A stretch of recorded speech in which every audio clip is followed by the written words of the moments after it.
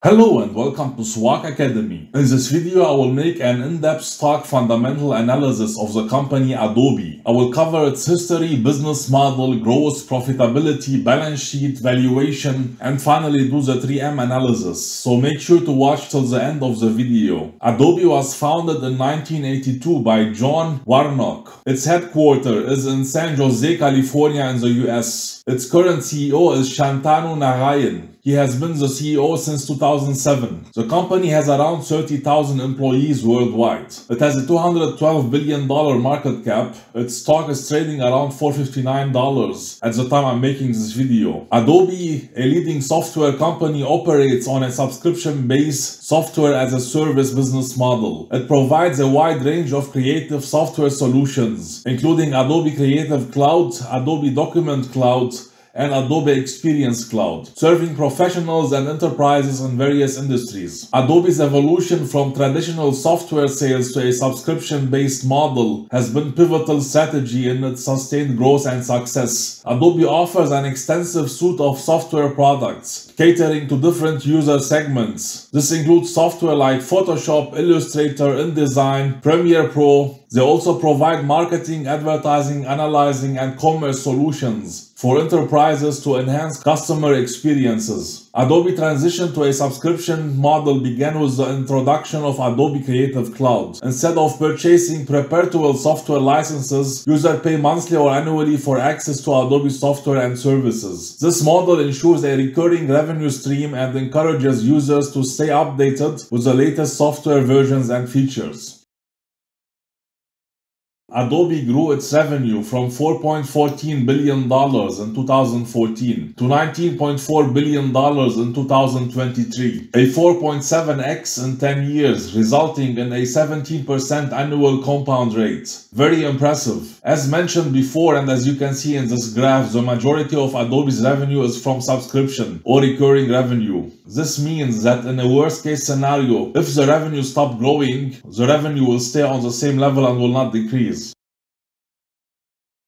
Now let's check the profitability of the company. The gross profit is the result of revenue minus the direct cost to create these revenues. The gross profit margin is the result of gross profit divided by the revenue. The gross profit margin shows the amount of profit made before deducting selling, general, and administrative costs, which is the firm net profit margin. The gray line in the chart represents the gross profit margin over the years. Adobe's gross profit margin is 88%. This is an extremely high figure, however typical for software company, since they don't need plants and equipments to produce their products. It is good to see that Adobe became more efficient since 2020, which indicates that the company has a good operating leverage. Next, let's check the operating profit and the operating profit margin. Operating profit is the net income derived from a company's core operation. Put it another way, it is the amount of money that the company has left after meeting its operating costs, but before paying its taxes. Just like the revenues, the operating profit increased each year to reach $6.65 billion in 2023. This is a 15x increase in 10 years. Simply impressive. Again, here we can see the operating margin is increasing over the years, which is something I really like to see as an investor. The company is becoming efficient and needs no more cost to cover the new revenue. Next, let's have a quick look at the free cash flow. The cash flow is also increasing with the revenue. The free cash flow had only 1 year decrease in 2023 due to a one-time investment done by the company. Now let's check the efficiency of the company, in other words, analyze the operating cost. It is clear that the operating expenses are increasing with the revenue. However, the percentage of the revenue decreased from 74% in 2014 to 53% in 2023, which indicates that the company is becoming more efficient. Now let's have a quick look at Adobe's balance sheet. Adobe has $10 billion in current assets. The current assets are the assets that are liquid and available to the company within 1 year. They include cash and short-term investments. The total current liabilities are the liabilities which the company must pay within 1 year. Adobe's total current liabilities are $9.5 billion. Adobe total liabilities including long-term debt are $13.29 billion.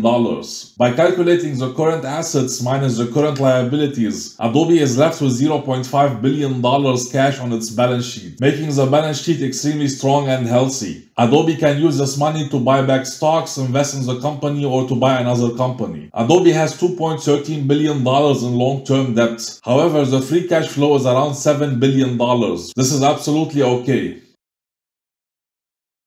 Now let's jump to valuations. Adobe has 10.69 price to sales ratio, a 44.5 PE ratio, a 30.5 price to free cash flow ratio, and a 13.62 price to book ratio. Pause the video and check how the current ratios compare to previous years. Now let's do a discounted cash flow analysis to determine the fair price and intrinsic value of the stock. This is how my model works. I calculate the worst case scenario to determine the downside, a normal case and best case scenario. The first column represents the growth rate for the next 5 years. The second column represents the growth rate for the 5 years afterward. The third column represents the terminal multiple or the PE multiple at which the stock will be sold in 10 years. The fourth column represents the discount rate or the rate of return the stock will grow over the years. Considering a 10% growth for the first 5 years, a 7% for the 5 years afterward, a terminal multiple of 11 and 15% discount rate, the intrinsic value of the stock is $202.5.